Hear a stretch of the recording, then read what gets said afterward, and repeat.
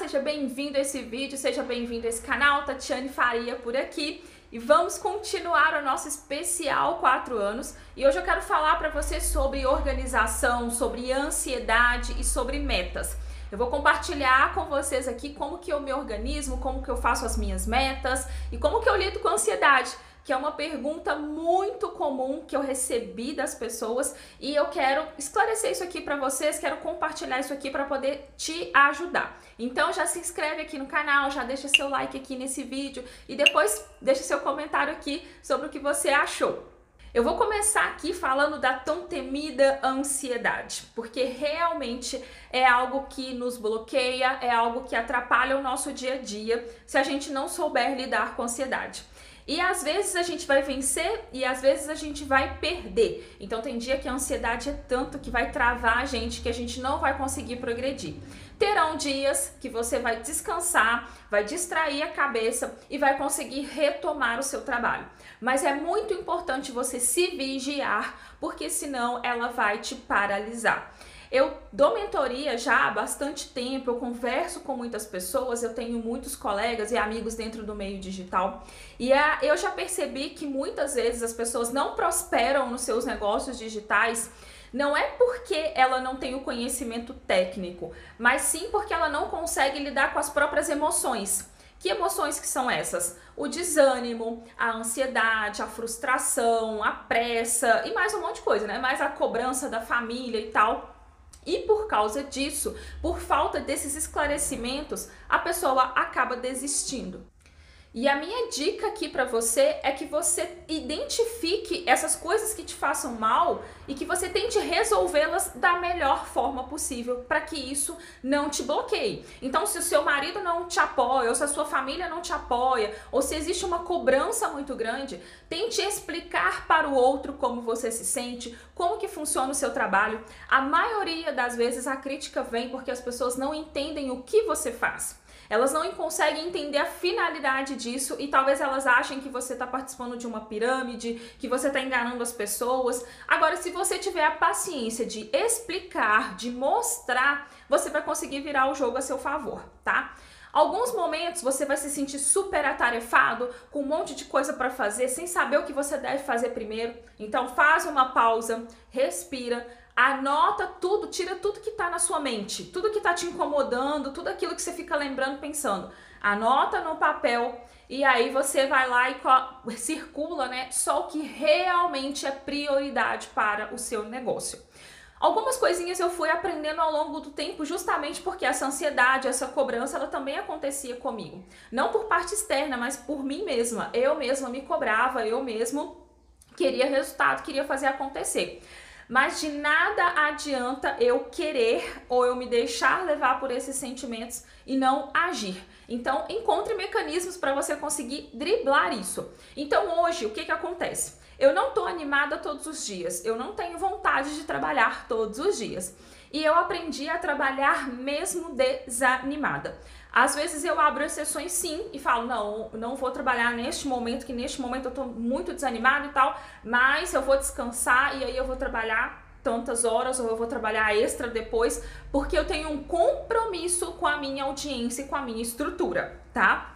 Então é uma forma que eu arrumei de sempre manter o meu trabalho ativo. Muitas vezes eu tô muito desanimada, eu sento no computador e aí eu começo fazendo tarefas simples. Olhar se eu publiquei um artigo, olhar um post no Instagram, eu começo respondendo perguntas das pessoas, eu começo pegando coisas mais leves assim pra fazer e quando eu vejo eu já engatei no trabalho, quando eu vejo eu já tô fazendo um monte de coisa, aquele desânimo já passou. Mas tem dias que eu sento e eu não consigo produzir absolutamente nada. E descansar é a melhor opção. Sempre funciona depois. Bem, eu anotei aqui também outros pontos que eu costumo seguir, além de trabalhar mesmo estando desanimada, né? Eu tento não deixar o meu cérebro, né, os meus sentimentos, as minhas emoções me boicotar. Apesar de ter dias de serem muito difíceis, mas ter um porquê muito forte, então sempre lembrar o porquê que você está fazendo aquilo, qual é o seu sonho, qual é o seu objetivo, o que você pretende conquistar, porque isso te traz de novo, né, pro foco. Se respeitar, vai ter momentos sim que você vai precisar descansar, vai precisar parar para recarregar as energias e poder retomar. e não se compare aos outros. Cada um tem um tempo, cada um tem um método. Isso também foi algo que me libertou, porque eu queria acompanhar os colegas, eu queria ter tempo para fazer a mesma coisa que os meus colegas faziam, mas a minha realidade era diferente. A minha realidade ainda é diferente. Então, eu fui me adaptando, eu fui criando mecanismos, e eu já vou falar para vocês isso na parte de organização, para conseguir driblar isso, ok? Agora eu vou falar para vocês um pouquinho da organização. Não, eu não dou conta de tudo. Gostaria de dar conta de tudo, mas eu não dou conta de tudo. Tem dias que eu piro, tem dia que eu fico extremamente maluca e que eu tenho vontade de jogar tudo pro ar. Não desistir do meu negócio, mas apenas jogar tudo pro ar e falar, ai, não vou fazer nada, vou ficar deitada aqui no sofá. Mas não é bem assim que funciona, tá? Então eu também anotei alguns pontos aqui que eu quero compartilhar com vocês para ajudar vocês aí. Então, eu cheguei num momento, quando eu comecei a ter os meus primeiros resultados, mesmo que fosse pouco, eu comecei a reinvestir no meu negócio, né? Então eu comprei um equipamento, eu comprei um tripé, eu comprei uma webcam, aos pouquinhos eu fui fazendo. Até que chegou o momento que eu decidi que eu ia terceirizar os artigos do meu blog. Então hoje 90% dos conteúdos que estão no meu blog são terceirizados, tá? Eu tenho uma redatora que faz esses conteúdos para mim e alguns conteúdos sou eu quem faço. Os artigos de conversão, por exemplo, no qual eu falo de um produto e tal, eu gosto de eu mesma escrever, porque eu gosto de relatar para as pessoas a minha experiência com aquele produto. Então normalmente hoje eu faço dessa forma. Depois, eu comecei a terceirizar a edição dos meus vídeos. Eu fiz uma parceria com a minha cunhada e aí ela faz a edição dos meus vídeos para mim. Quase 100% dos meus vídeos. Às vezes eu gravo de última hora e aí eu mesma acabo editando, mas 90% das edições hoje também é ela que faz pra mim. Mas tudo isso, gente, eu fui construindo ao longo do tempo, conforme foi dando, conforme eu fui tendo os meus resultados, eu comecei a delegar um pouco das tarefas, tá? Depois disso, foi recentemente, agora, eu comecei a terceirizar também os meus criativos e as minhas thumbnails. Era algo que eu acho legal, mas eu não gostava de fazer, eu não gostava do resultado final. E aí eu falei, é uma coisa que eu quero terceirizar. Quando eu tive a oportunidade, eu terceirizei. Então hoje eu tenho uma pessoa que também me ajuda a fazer esses criativos e que me ajudam com as thumbnails. Além disso, eu tenho ferramentas, né, que me ajudam no meu trabalho, né? Eu tenho um ali de Lovers, que é um serviço de autoresponder, né, de e-mail marketing, que também me ajuda no dia a dia ali, que eu já posso deixar tudo organizado. Tem uma pessoa que hoje também faz os nuggets para mim lá do Instagram, então a pessoa já pega o meu vídeo lá do YouTube, já faz lá bonitinho e me entrega, então isso facilita muito para mim no dia a dia. Mas isso eu vim construindo ao longo dos meus 4 anos. Basta a gente se organizar, se planejar, que é possível. Mas antes disso, antes de eu terceirizar, eu sempre procurei produzir conteúdos em massa. Então hoje, por exemplo, eu tô aqui gravando vídeos. Então eu sento, eu paro para poder gravar, eu já gravo 3, 4, 5, 6, quantos vídeos eu consegui dentro daquele tempo que eu tenho. Quando eu pegava para escrever artigo, eu aproveitava um dia de inspiração e aí eu conseguia escrever um artigo, 2 artigos. E assim eu ia fazendo. Então, eu gosto já de planejar o Instagram, como é que vai ser. E esse planejamento, essa produção de conteúdo em massa, ajuda muito você a se organizar e a ter tempo para cuidar do seu negócio, para gerir o seu negócio, para ter novas ideias. Então, se você não pode terceirizar hoje, se organize para produzir conteúdos em massa, porque aí você produz, aí você já grava tudo, depois você já edita tudo, já programa todos esses conteúdos e aí você sabe que nas próximas semanas você tem um tempo livre para se dedicar, por exemplo, ao Instagram, ao blog ou qualquer outra parte da sua estrutura. E ainda assim, mesmo terceirizando, mesmo dessa forma, eu ainda vivo numa correria maluca, principalmente por causa da quarentena, porque a Alice foi em casa e tal. Eu não sei como vai ser quando ela voltar para a escola, se eu vou conseguir dar mais conta de tudo, se eu vou conseguir ter um tempo mais relax, se eu vou sofrer menos pressão, né, de tempo para poder produzir. Mas hoje eu fico satisfeita de poder terceirizar e se você não pode, produza conteúdos em massa. Agora vamos falar um pouquinho aqui das metas, tá? Como que eu me organizo. Hoje em dia eu não trabalho mais sem metas. Isso vai acontecer com você Quando o seu negócio digital começar a crescer, você passa a ter um custo ali mensal, as despesas da sua empresa, as despesas do seu negócio, como se diz, os boletos começam a chegar e você precisa se virar para pagar esses boletos. Eu costumo dizer que isso é um problema bom, porque significa que o seu negócio está crescendo, está ficando robusto e junto com isso vem as responsabilidades.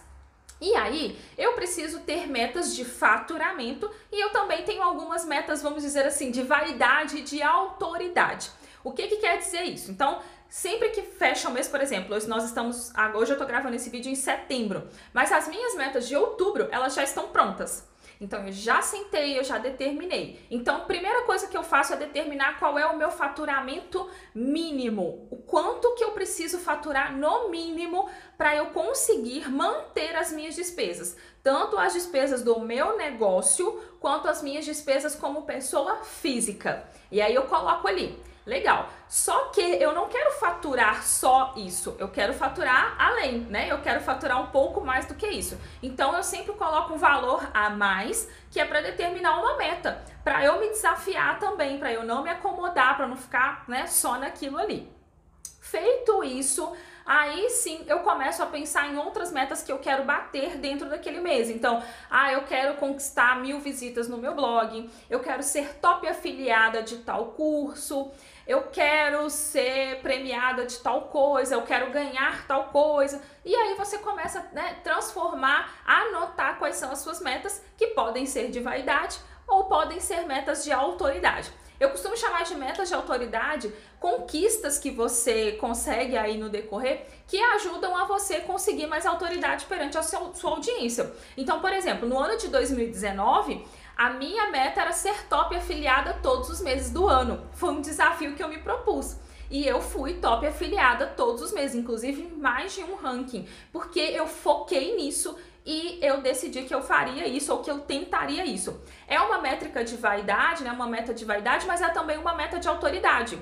Porque a partir do momento que eu comecei a mostrar para as pessoas e a provar para as pessoas que eu poderia ser top afiliada todos os meses, as pessoas passaram a confiar muito mais em mim. Então, isso cresceu muito a minha procura por mentorias, porque as pessoas falavam, peraí, se você consegue, como que você consegue? Eu também quero conseguir isso. Então, a gente tem que pensar nessas coisas, né? Eu quero ser autoridade em quê? Então, peraí, eu vou aprender para mim primeiro, vou testar, deu certo, eu passo para as outras pessoas. É basicamente assim que funciona.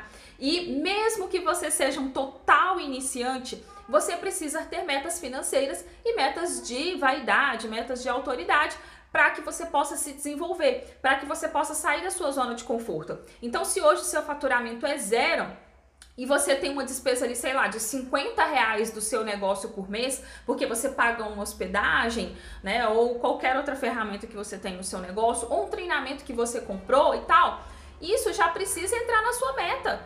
Que seja, eu preciso faturar no mínimo R$300 esse mês para poder pagar as despesas do meu negócio. E aí você começa a pensar em como você vai conquistar aqueles R$300, aqueles R$500, aqueles R$10.000. Tá? Esse curso vai ter uma oferta de um curso nesse mês. Eu vou participar dessa ação, porque se eu fizer 5 vendas, eu vou conseguir pagar a despesa do meu negócio. Também vai acontecer uns eventos e no evento vai ter uma chamada para ação, a produtora vai fazer isso, vai fazer aquilo. Aí você vai lá, se prepara, se organiza, participa e aí você já faz os cálculos. Nossa, eu preciso fazer 2 vendas desse produto para que eu consiga o resultado X.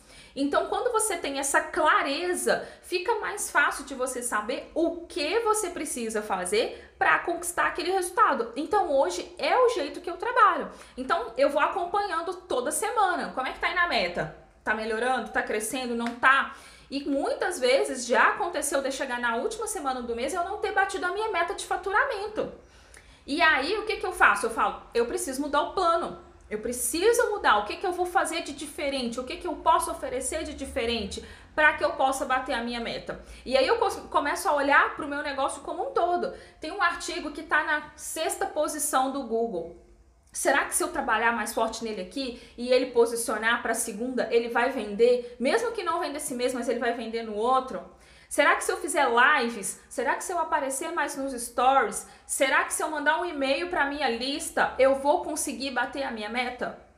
Então, eu trabalho dessa forma e muitas vezes tem dado certo, tá? Esse ano eu tô trabalhando com metas desde o mês de abril, assim, financeiras, de me desafiar a faturar o valor X.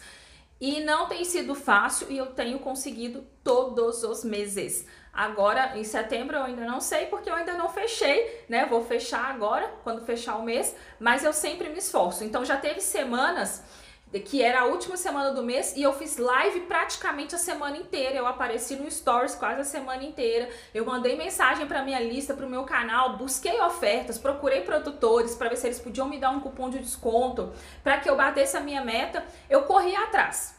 Porque jeito tem, mas você só vai correr atrás se você tiver essa clareza do quanto você precisa faturar, de quantas vendas você precisa fazer. Se você não tiver essa mentalidade, se você não tiver essa clareza, você simplesmente vai ficar esperando. Ah, nossa, vendi 3 esse mês. Nossa, esse mês eu vendi só 2. Nossa, não aconteceu mais nada. E aí você fica só à mercê do destino, né? Só daquilo que poderia acontecer e você não faz além para conseguir os seus resultados. Então fica essa dica, né? Aqui nesse vídeo eu falei para vocês exatamente tudo que eu faço no meu dia a dia. Pega isso, utiliza no seu negócio para que você tenha resultado o quanto antes. E eu agradeço por você ter ficado comigo até o fim, porque o vídeo ficou muito longo, mas eu espero de verdade que esse conteúdo te ajude. Um grande abraço, não esquece de se inscrever aqui no canal, de deixar o seu like e comenta aqui pra mim como que você se organiza, como que você lida com a sua ansiedade e como que você trabalha as suas metas. Um grande abraço, tchau, tchau!